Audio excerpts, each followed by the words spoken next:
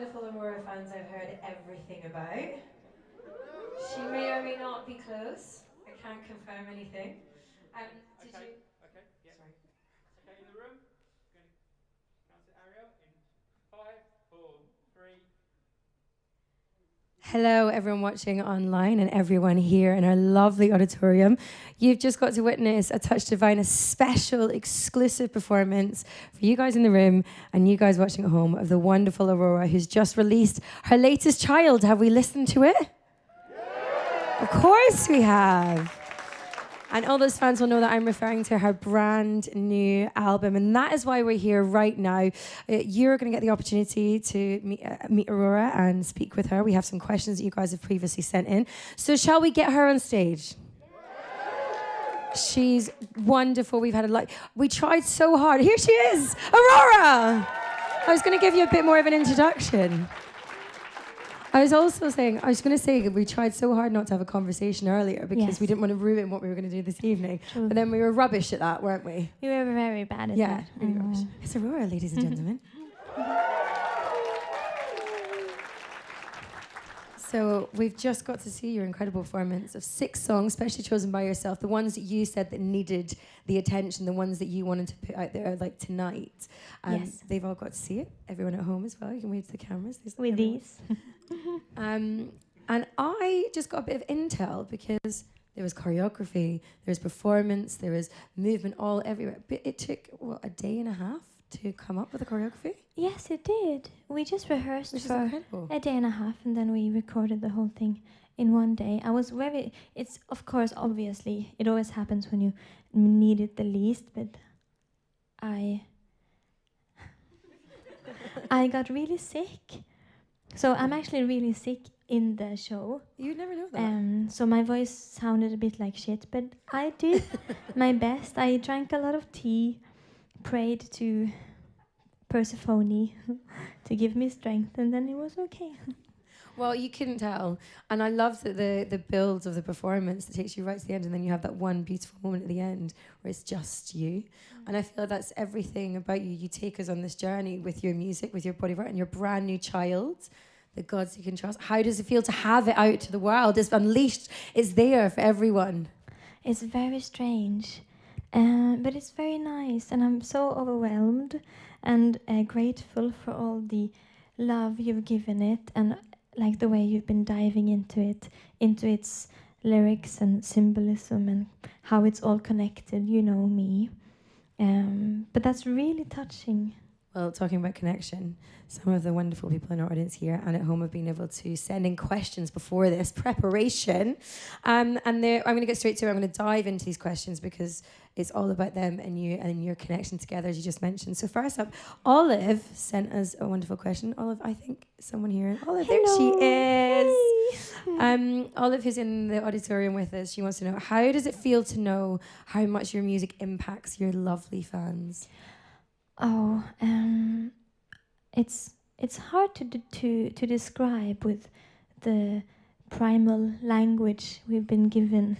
I think the only way I can explain it is through music, and I will dedicate the rest of my life to try to explain to you how much it means and how beautiful it is. It's like the music doesn't even exist without people. Like, you are the ones who make it real and who make it matter. And you also magically make the music so much larger than it is when it's just in my heart, when I keep it in here. You know, it's like alchemy. It's like magic. You're all a wonderful bunch of heckin' magicians. Yes. I like how you talk about this connection, because one thing I've definitely seen of you, you're so engaging with your fans. You're not just someone who posts something online and then you don't engage. You have conversations. You invited someone tonight, didn't you, who wasn't even you just happened to come into them. I love this. Is it important to you to have those conversations with people and the people who are part of your music and your journey? Well, yeah, yes, obvious, of course. Yeah. well, That's why we're here, right? No, but that's the whole point. It's the whole point with all of this. Like, they're the only ones I care about. I don't really care about, I don't care about reviews or whatever the world means about what I do, but I care about like you guys and what you think and what you feel and what you need. And I don't know, you prove to me that I'm not alone, and I write music that makes you understand that you can be understood, and you offer just the same to me, but through a different medium, but it's just the same thing, if that makes sense. It's a full circle. Yes. Love that. Well, Freya has asked, what is your favorite part of the process of creating your music? Is it writing the lyrics, composing the melody, or is it the whole production process? Is Freya here?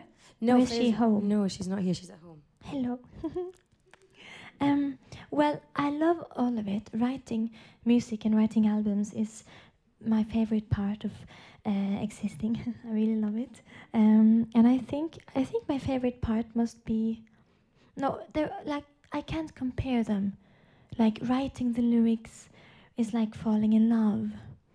Yeah. It's like it's this exciting, overwhelming thing, and then making the melodies is like it's so otherworldly and sensual, like trying to make a child, and then producing it's like raising the child.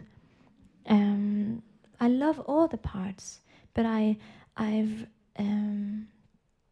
think actually producing is one of my favorite things to do at the moment, because it's incredibly fun, and I would recommend anyone out there to try to learn it. It's very easy. You just search on YouTube how to produce and then you do it. Because you have the idea. I know how every song is gonna sound when I write them at home. Like it's all there from before. Well, it means you stop the frustration of having to interpret that to someone else, right? If you can produce that yourself from the idea that you already have in your head. Yes. Sorry, I found a piece of... Why didn't I just swallow it? It was food. I had a piece of a dumpling in my mouth, and I don't understand why I didn't eat it, because it's edible, but it's on the floor now. I'm sorry. What kind of dumpling? What? What kind of dumpling? Yes. Which one was it? Exactly that one. Exactly that one. Well, Freya continued her question with, what was your biggest inspiration for The Gods We Can Touch, sonically, visually, and what drove you to make this album, and what is its true message to the world? I mean, all of the questions in one. Well, okay. I can say one thing, because it's so important to me that everyone finds their own identity, it's very important for me, because the beauty of music is that it can mean a different thing to all of us, yet make us feel the same thing, and it's magic. But yes, I think a lot about humans. I love human beings. I find us very fascinating and strange, and I love the divine. To me, when I write and when I sing, it's the closest I've ever been to something like so huge that it must be otherworldly or divine. And I've never understood my whole life why the human and the divine can't be the same thing, why they must be opposites or mean different things. And that's what made the spark. Then I knew that I wanted to read more about religion and history and people. And what fascinated me the most was when I went all the way back. I traveled through time and space, and I went all the way back to the ancient world, and I thought about the way we thought about God back then. Then God was in everything, in the earth where we walked, in the sun hitting our faces, in the rivers and waters that we can even drink, and in our trees, in life here around us, In that picture you just created, there was so much of that in the performance that we've just witnessed. True, which is also, With the water and the stream. Very planned. But it's like it was in everything. But at one point in history, humans decided to remove God from here and put it, or him or her, far away up in the clouds, away from here, out of our touch. And we made also God way less approachable, less imperfect, less human with time throughout history, which I find fascinating. I wonder why we did that, you know, because God have never been more far away from anything human than God is right now in our current time. And I just couldn't wrap my head around it, so I decided to make an album, The Gods We Can Touch, about the things that confuse me, but also inspire me, because there's a lot of beautiful things with faith, and it's a very human thing to need and to search for, but I just find this whole thing so inspiring. I can tell, because you can just talk about it, and that's obviously you've got a whole body of work about it. I love this question from Sam. Is Sam here with us? I was told there would be a Sam here. It's oh, funny maybe being 'cause shy. Okay, no, yeah. Sam has asked you to describe your new album, The Gods We Can Touch, using using 3 colors. Oh, well, I love this question. Red and gold. And I would say black. Perfect. Love that. Are you happy with the answer, Sam? He loves He's it. so happy. He loves it. He's like, we. We have Mina Luna, who's asked, what themes would you like to explore through music in the future? What do you read, watch, or experience to get you into the headspace to write about such things?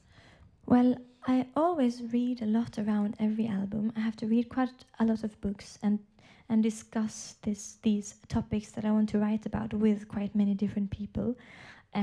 Like now, you know, I read about religion and history and stuff like that.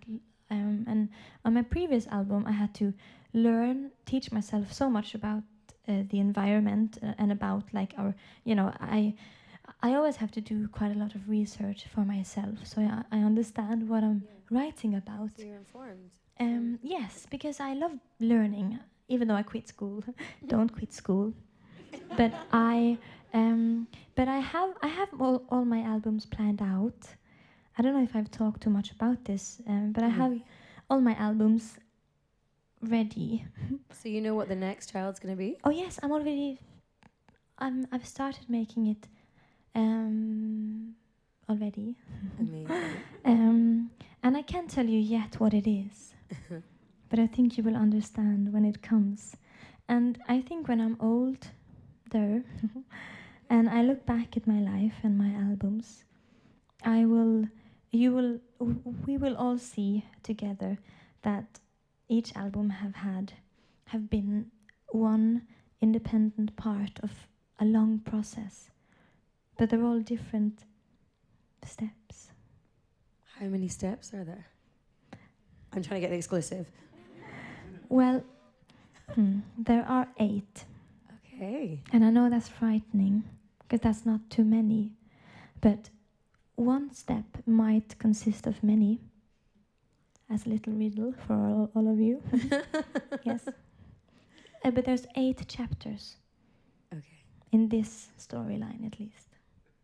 And with this child, you recorded it in a castle, didn't you? Yes, I did. How did you find the castle? Like this. Oh, a castle.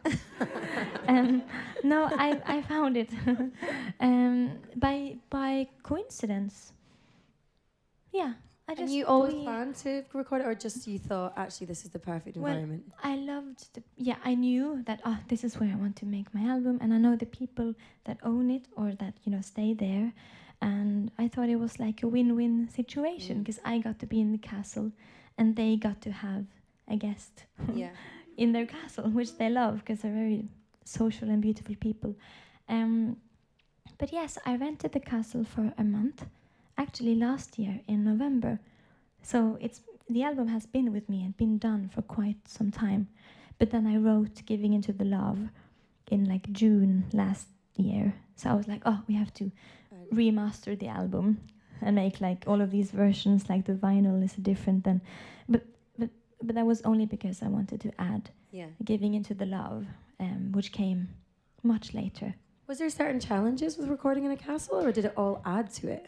Well, we had to bring our own studio, all of our equipment. even the chairs and the tables, because they had nothing there. And we were in like a big hall that where they keep the horses. Were the horses with you? Were they present for the recording? Spiritually, yes. Physically, no. No. I feel like that would be a challenge It in would between each be. nay. Next album. Next one. That's the next chapter.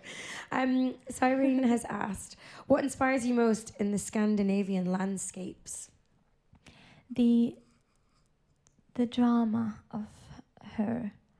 I like that she can be both so cold and so warm and so soft and beautiful, yet so destructive and grand and overwhelming. The mountains, they can sometimes look extremely sharp, like if you were, if Mother Earth was as big as your hand, you would cut yourself on the mountaintops because they're so sharp. It looks very like evil and kind at the same time. I love everything about nature, and especially the Norwegian nature. But I guess it's a huge part of me and who I am. Do you take much time to kind of go back and enjoy the landscape? Yes. Yeah. Yes. Fabulous. Mm. How does it compare to the UK landscape? I feel like it's not so dramatic. Probably a bit cleaner. Well, I'll Fresher. answer it like a politician. UK, the people in UK are just wonderful. Yeah. Yes. Better than a politician. No, but you have nice.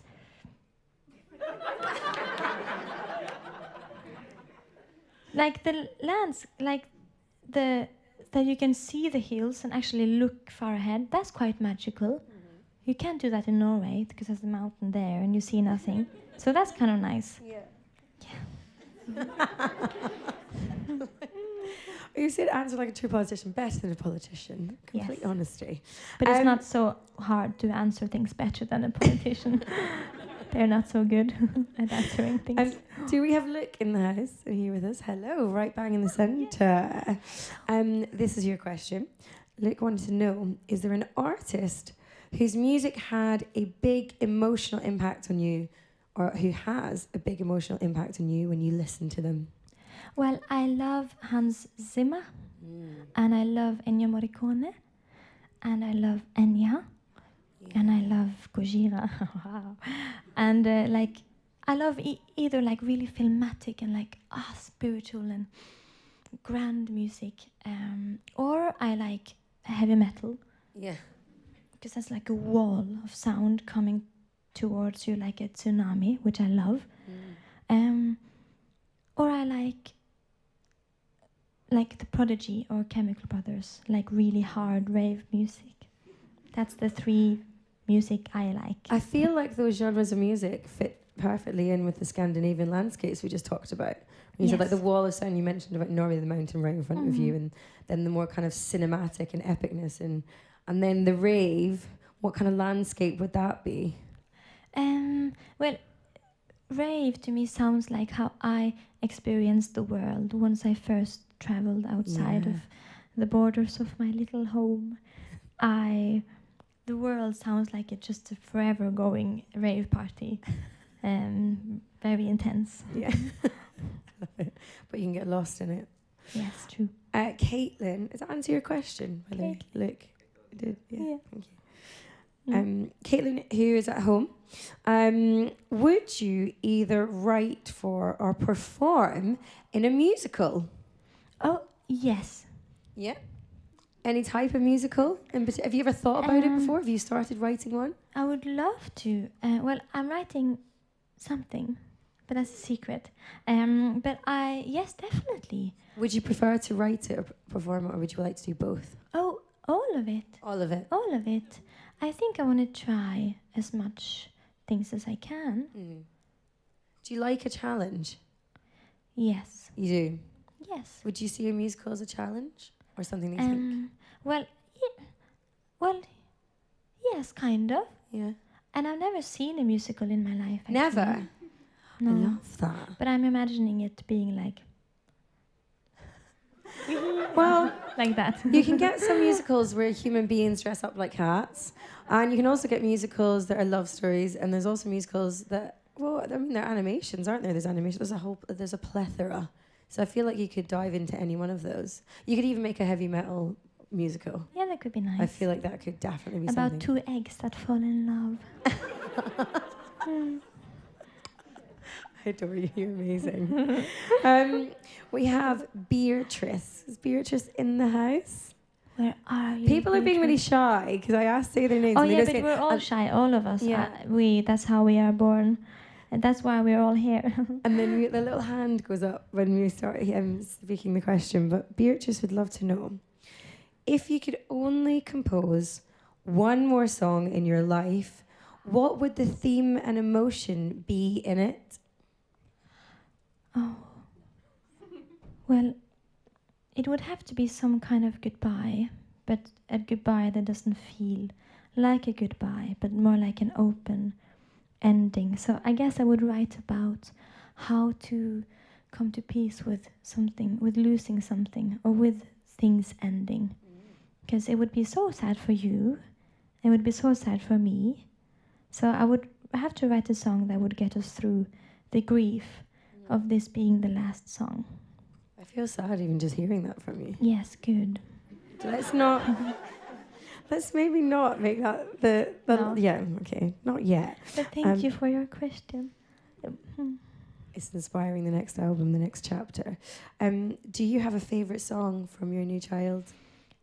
How rude to ask me. No, I know. No, I just kidding. know. No, No one's my favorites. I like, well, it depends what day it is. Oh, I like this. Okay. But I don't really listen to my own music either. So I guess you understand why I say that I like the last song I did in the stream, A Little Place Called the Moon, just that has the least of me, or my lead vocal, which makes it more easy for me to listen to. Because I don't really like to listen to the music. I'm too busy making it. Yeah. But that song to me is very spiritual. It awakens the ancient human in me, and I feel like that's the best thing with music, that it can remind us of these things that we have forgotten since the origin of us. You've talked about the whole. You have a plan with your chapters and your children, and do you find that you're constantly creating? Do you find it easy? Is it a constant inspiration? Are you always putting pen to paper? Are you always creating? Yes. Yeah. Yes, it's there all the time, and when it's not there, it's there almost all the time, and when it's not there, I'm not scared for that it won't return. Yeah. I never try to make something when it's not already just being made naturally in my head. Yeah. Because you know what I think about putting too much pressure on yourself. I don't like it. And I think we should be much kinder to ourselves than we are being. And, every day my first and only mission is basically just surviving. Yeah. As I say, then... And I feel good about myself when I manage to do that. Yeah. Sometimes life doesn't offer more space than to simply survive. But when I do have more space than just surviving, then I use all of it to create. If you didn't create music, what do you think you'd be doing? I feel like you'd be a higher elf somewhere. Yes. Living amongst the In landscapes. Skyrim. I would be a professional gamer, maybe. Yeah, well, I heard this. Oh my god, that would be amazing. You're into World of Warcraft. And what was the other one you mentioned to me earlier? Oh, I was like, you have to play Skyrim. Skyrim is great. Yeah. No, Skyrim is wonderful, and I love Minecraft as well. It's really nice, and The Witcher I quite enjoyed, and the newest Zelda game is really amazing. I don't know where you find the time. Oh, there's no time for this. No. No. Because you say you did that performance, you created that in a day and a half. Like the choreography was so intricate, and like it looked like it was shot very like in one kind of stage. Yeah. Yeah, and that's so. I'd say that's hugely time consuming, but you managed to do it in a day. You're very good at getting things done. Yes, but you have to be quick with things. Yeah. And also, you have to learn to just be happy with the outcome of the things you do, and not be too picky. Yeah, not to. Sorry, I need to burp. Amazing. Thank you. Thank you. So I'm just going to Yes. get some more questions. Here we have. What is a topic and subject you've never written about in a song before, but have been meaning to write about it? Who asks? Well, this one doesn't have a name, so these are all we had the names in front, but then now I've got to the point where there's no names. Okay, hello you who must The not mysterious be named. person, anonymous. I love you. Well, I don't think I've not written about, because every song kind of always goes into at least like every theme that, I don't know. I don't think, okay, cars. No, I have in Everything Matters. I'm sorry, so stupid of me. Oh my God. Maybe I haven't written about like big hats. Big hats. Do you know what's so weird? I was thinking, I don't think you've ever written about cars, and then you went, I don't think I've written about cars, and then you said you have actually. I have, or eggs, but we already talked. We about already that. know the egg musical's That's the coming. musical. But I don't know. I don't think I've written about like anything that I find important. I think I've touched everything. Yeah. That's good then. Yes, I'm It's really very good. explorative. Okay. What is one of your fondest memories to share of making this album? Oh, well, every second has been amazing. And I remember, I think when I wrote, or every day, when I finished a song, like you have no idea how, or maybe you know, but it just feels so wonderful to make a song, because before it didn't even exist, and you just make it out of nothing, and it feels so magical, and it makes me feel such at peace, like I understand finally why I'm here, because we didn't ask for this. I didn't ask to be here. Yeah. They just created me, but that makes me feel like I know why I'm here, and it's just the best feeling in the world. Nothing can compare, not even champagne. It's just the most lovely thing, and every time that happened on this album has been amazing, because it amazes me, or I'm just so relieved that the fountain from where all the melodies and all the songs come from is so endless and bottomless. It never ends, which is so nice. But I can't really say. I loved every second of it. Love that. Well, we have one final question from Mariella, who I believe is watching from home. She's not in the room with us, but hello, Mariella. I think this is a perfect question. Is it her? No. No. Oh, no. Oh. Okay. Pretend it's you. Yes. Hello. Mariella has asked, what small things in life brings you comfort and happiness? Oh, so many. And often these small things brings me the most happiness. Dumplings. Dumplings bring you happiness. And I love people. I love small meetings with people. I find it incredible that we all contain, like all of us, we carry this power inside of us, where we can just say to a random person, oh, you look lovely today, and maybe their whole month or whole day will become a bit better because of this small, like we all contain the power to affect someone's life with small things, and I find that so magical, and that's my favorite thing, and also my favorite challenge to all my anxious introverts out there and in here, to try to each day, or at least once a week, to just approach someone and give them a compliment and just see how that makes you feel. A warrior did that recently, and she told another warrior or another person that, oh, I like your Harry Potter scarf. And then, they had Harry Potter in common, and they realized that they were both fans of me as well. And then they became friends by this small, like, I like your scarf. And isn't that beautiful? It's just such a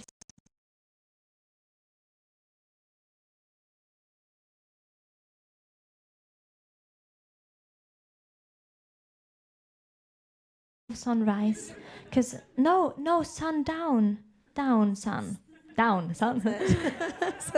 I like that. Sunset, thank you. I love sunsets. Sunrise, I find them a bit ugly.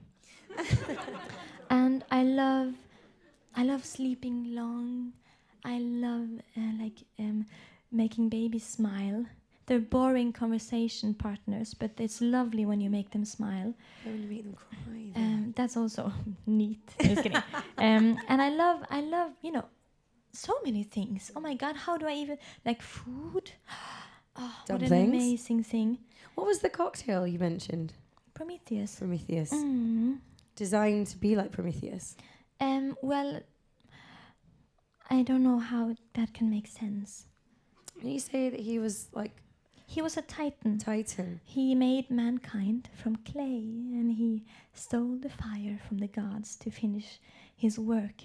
And it's this fire I'm talking about that basically come from the gods that we can do to affect. I feel like it was a Titanic sort of cocktail. No? Hopefully not one made of clay. I'm really sad that this has come to an end because it feels like it's absolutely flown by. Aurora, you've talked about other things being otherworldly. I genuinely feel that you are otherworldly and magical. I've had the most wonderful experience being in this room with you. I hope everyone has at home as well. And all of you wonderful people in the audience. Thank you all so much. And thank you, back home. Thank all of you. And thank you. Thank you for having me. I feel like I was watching your performance before. That's my third time watching it because I just kept watching it over and over again. I was like, this is what I wanted. Also, I wondered what you did with the dancers. Oh, what? Well, what they're just chilling now. What are they doing now? They're living their best lives. Yes, I think they're all alive still. Thank you so much, Aurora. Thank you.